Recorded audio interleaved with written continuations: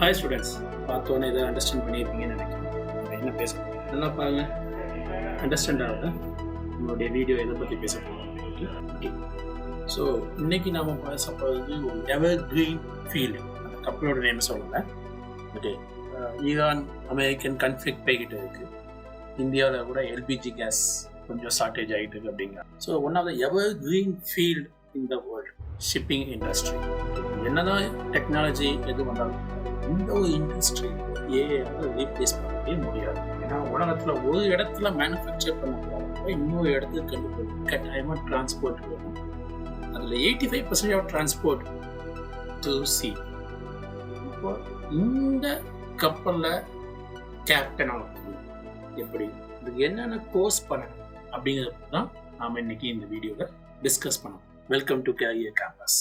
So maritime course, one of the most advanced technology.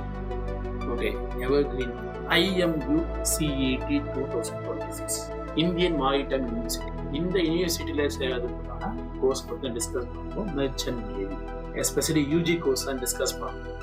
அதோட eligibility, exam pattern, career growth எப்படி இருக்கும் அப்படிங்கிறத கொஞ்சம் வாங்க போகலாம். ஸோ IMU 2008 எஸ்டாப்ளிஷ் பண்ண ஒரு இன்ஸ்டியூட். இந்தியாவில் இருக்கிற one of the premier institute, அதாவது ஐஐடி ஈக்குவலான ஒரு இன்ஸ்டியூட். ரொம்ப அட்வான்டேஜ் என்ன அப்படின்னு பார்த்தீங்கன்னா, direct under ministry of ports, shipping and water. இதோட மேஜர் ஃபோக்கஸ் என்னன்னு பார்த்தீங்கன்னா maritime education, research and training. அதுதான் இந்த மேஜர். இந்தியாவில் 6 இடத்துல ரொம்ப லக்கு. எதுக்காண்டினா அதோட ஹெட் குவார்ட்டர்ஸ் எங்கே பார்த்தீங்கன்னா சென்னையில் தான் ஹெட் குவார்ட்டர்ஸ் இருக்குது. கொல்கத்தாவில் யூனிவர்சிட்டி இருக்குது. விசாகப்பட்டினம் அது சவுத் இந்தியா தான். Kochi again south India. Mumbai port and navy. இந்த 6 இடத்துல இந்தியன் மாரிடைம் யூனிவர்சிட்டி அப்படிங்கிற கேம்பஸ். தமிழ்நாட்டிலே இருக்கிறது நமக்கு ஒரு அட்வான்டேஜ். சவுத் இந்தியாவில் மட்டுமே கிட்டத்தட்ட ஒரு 3 கேம்பஸ். தமிழ்நாட்டு மாணவர்கள் எல்லாமே இந்த கோர்ஸ் கட்டாயமாக ட்ரை பண்ணணும் அப்படின்னு சொல்லி கேட்டேன். இந்த கோர்ஸ் என்னென்ன கோர்சஸ் இருக்குது அப்படின்னு கொஞ்சம் டீட்டெயிலாக. கேரியர் ஆப்பர்ச்சுனிட்டிஸ் ரொம்ப முக்கியம். டெக் ஆஃபீஸர் ஆகலாம், marine engineer, naval architect and shipping management. Naval architect means ship build பண்ணுற கோர்ஸ். ஷிப்பிங் மேனேஜ்மெண்ட், போர்ட்டில் கப்பல்லாம் மேனேஜ் பண்ணுறதுக்கான கோர்சஸ். டெக் ஆஃபீஸர், இதோடைய சேலரி க்ரோத் ஒரு சின்ன ஃபிகர் மட்டும் கொஞ்சம் பாருங்க. Deck officer salary, initial salary 80,000 and 1.5 lakh per month. Marine engineer 1 to 2 lakhs per month. Chief engineer or captain, நல்ல எக்ஸ்பீரியன்ஸ் கெயின் பண்ணிட்டீங்க அப்படின்னா மினிமம் 20 lakhs per month நீங்கள் earn பண்ணலாம் இந்த கோர்ஸ் மூலியம். அதாவது ஆட் அட்வான்டேஜ் என்னன்னு, டேக்ஸ் பெனிஃபிட், இன்டர்நேஷனல் ட்ராவல் பண்ணலாம், long vacation period. Okay, Nehru 3 months, கப்பலில் 2 months, 2 months அந்த மாதிரி. And pastor salary growth. மற்ற ஃபீல்டை விட இந்த ஃபீல்டில் சேலரி க்ரோத் ரொம்ப ஜாஸ்தி. என்னென்ன கோர்சஸ் இருக்குது, எப்படி ஜாயின் பண்ணலாம், எதுக்காண்டி இந்த IMU செலக்ட் பண்ணணும் அப்படின்னு சொல்கிறேன். Directly comes under ministry of port. One of the central government sponsored institute. Foreign tour, seminar எல்லாமே ஈஸியாக கிடைக்கும். பிளேஸ்மெண்ட் ஆப்பர்ச்சுனிட்டி அதிகம். எதுக்காண்டி பிளேஸ்மெண்ட் ஆப்பர்ச்சுனிட்டி ரொம்ப அதிகம்னா, அதோட அலுமினி நெட்வொர்க். அலுமினா முன்னாள் மாணவர் சங்கம், அது ரொம்ப ஸ்ட்ராங்காக இருக்குது இந்த IMU. அதாவது கோர்ஸ் முடிச்சுட்டு போகிறவங்களுக்கு அடுத்து எங்கே லேண்ட் ஆகலாம் அப்படிங்கிற பிரச்சனையே இல்லை. வேர்ல்டு கிளாஸ் ஃபெசிலிட்டிஸ் எல்லாம் மிஸ் பண்ணியாதீங்க. கட்டாயமாக கன்டினியூ பண்ணுங்க இந்த video. Indian maritime university under graduate course என்னென்ன கோர்சஸ் இருக்குது, எப்படி ஜாயின் பண்ணலாம் அப்படிங்கிறத பற்றி பார்க்கலாம். So BTech in marine engineering, BTech in naval architecture, BSc nautical science, BBA maritime logistics and diploma in nautical science. இந்த கோர்ஸில் எப்படி ஜாயின் பண்ணலாம் அப்படிங்கிறத டிஸ்கஸ் பண்ணலாம். வாங்க போகலாம். ஆக்சுவலாக BTech marine engineering, BTech in naval architecture and shipbuilding and BSc nautical science, இந்த 4 கோர்ஸ்லையுமே ஜாயின் பண்ணுறதுக்கு 10th and 12th கட்டாயமாக ஃபிசிக்ஸ், கெமிஸ்ட்ரி, மேத்ஸ் இருக்கணும். 60% சப்ஜெக்ட் ஆகும். And minimum 50% in English subject. Class 10th 50% எடுத்துக்கணும், கிளாஸ் 12th 50% எடுத்துக்கணும். And முக்கியமான ஒன்று valid IMU CET தான். இந்த CET எக்ஸாம் இப்போ கண்டக்ட் பண்ண போகிறோம். So BTech marine engineering again the same course. Okay, SC ST கேண்டிடேட்ஸ்க்கு 5% ரிலாக்ஸேஷன். ஓகே, அந்த 5% ரிலாக்ஸேஷன் இங்கிலீஷ் மார்க்கில் அப்ளிகபிள். ஓவர் பர்சன்டேஜஸ் இருக்குல்ல, அதில் 5% relaxation. Diploma in nautical science same.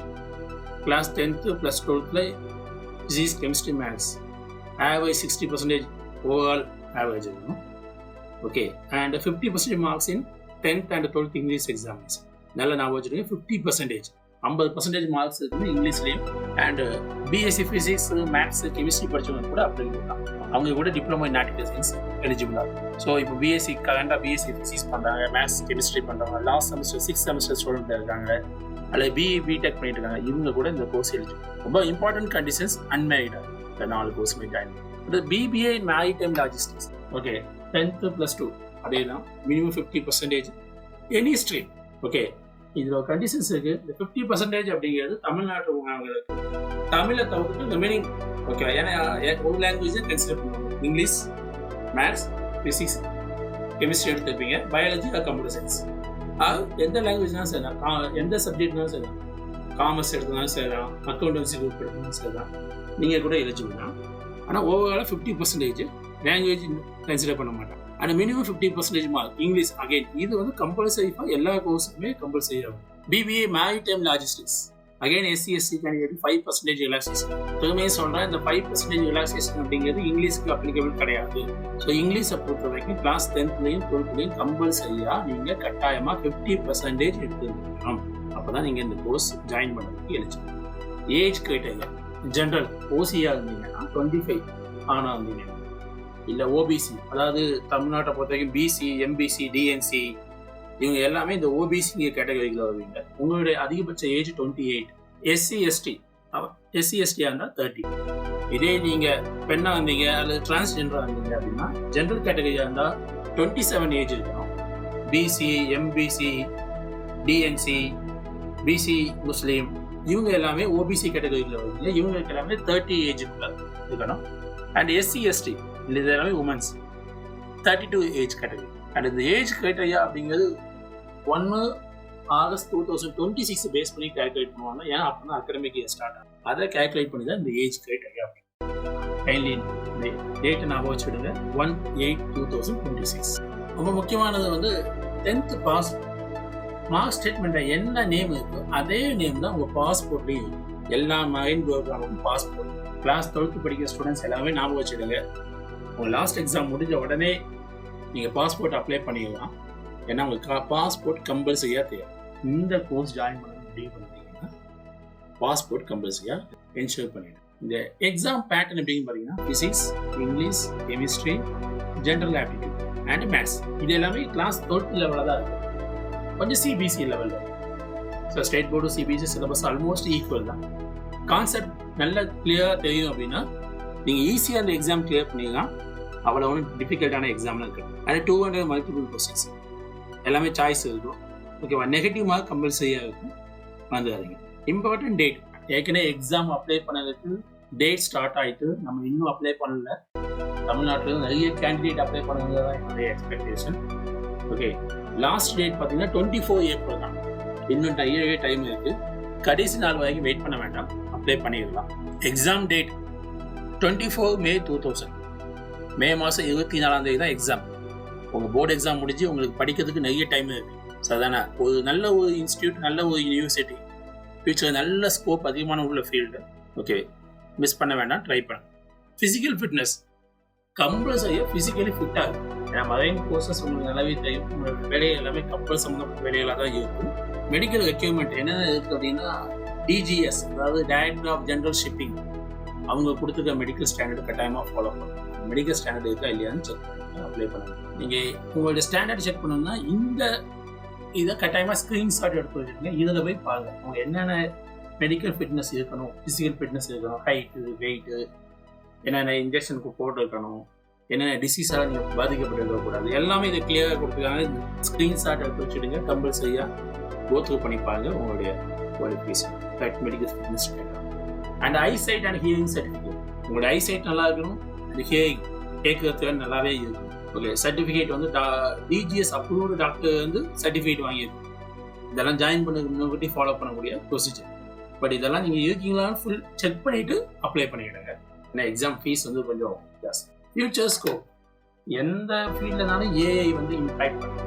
ஆனால் ஏஐ இம்பேக்ட் பண்ண லெஸ் இம்பேக்ட் அப்படின்னா இந்த ஃபீல்டு. ஏன்னா கப்பலில் வந்து ஆப்ரேட் பண்ணால் கட்டாயமாக ஒரு மனுஷனோட ஹெல்ப் கட்டாயமாக தேவை. ஹியூமன் ஆஃபீஸர்ஸ் தேவை. அதுமாதிரி ஒரு நல்ல ஒரு டிசிஷன் எடுக்கிறது வந்து நம்மளால தான். ஏஐயோட டிசிஷன் வந்து எந்த அளவுக்கு கரெக்டாக இருக்குன்னு தெரியாது. ஏன்னா அதோடைய ப்ரீவியஸ் பிளான் படி தான் அது எடுக்குமே தவிர கரெக்டான டிசிஷன் எடுக்க முடியாது. அண்டு மெயின்டெனன்ஸ் அண்ட் இன்ஜினியரிங் வந்து 100% ஆட்டோமேட்டட் ஆகிறதுக்கு வாய்ப்பே கிடையாது. 100% வாய்ப்பே கிடையாது. Maintenance and engineering automated. Global maritime industry எப்பவுமே ஒரு மோஸ்ட் வாண்டட் ஃபீல்ட், நல்ல ஒரு ஸ்கோப் உள்ள ஃபீல்டை மிஸ் பண்ணிடுறாங்க. கடைசியாக சொல்லுவாங்க, இந்த இந்தியன் மேரிடைம் யூனிவர்சிட்டி அப்படிங்கிறது ஒரு central government institute, world class maritime education. நிறைய பிரைவேட் இன்ஸ்டியூட் இருக்குது, நான் இல்லைன்னு சொல்லலை. பட் உங்களுக்கு நல்ல மார்க் இருக்குன்னா இங்கே ஜாயின் பண்ணிக்கணும். அண்ட் நீங்கள் மெர்ச்சன்ட் நேவி ஆகலாம், அது மட்டும் இல்லாமல் குளோபல் ஷிப்பிங் இண்டஸ்ட்ரி வேர்ல்டு ஃபுல்லாகவே பார்க்கலாம். ஸோ இந்த வெப்சைட் தான் அதோட அஃபிஷியல் வெப்சைட், www.imu.e.edu.in.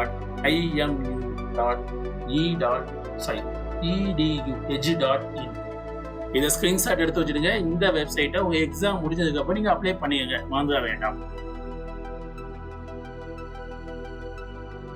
இந்த மாதிரி வேல்யூபிள் இன்ஃபர்மேஷன் கட்டாயமாக career campus YouTube channel follow பண்ணுங்க. தேங்க்யூ. மீண்டும் ஒரு வீடியோவில் சந்திப்போம்.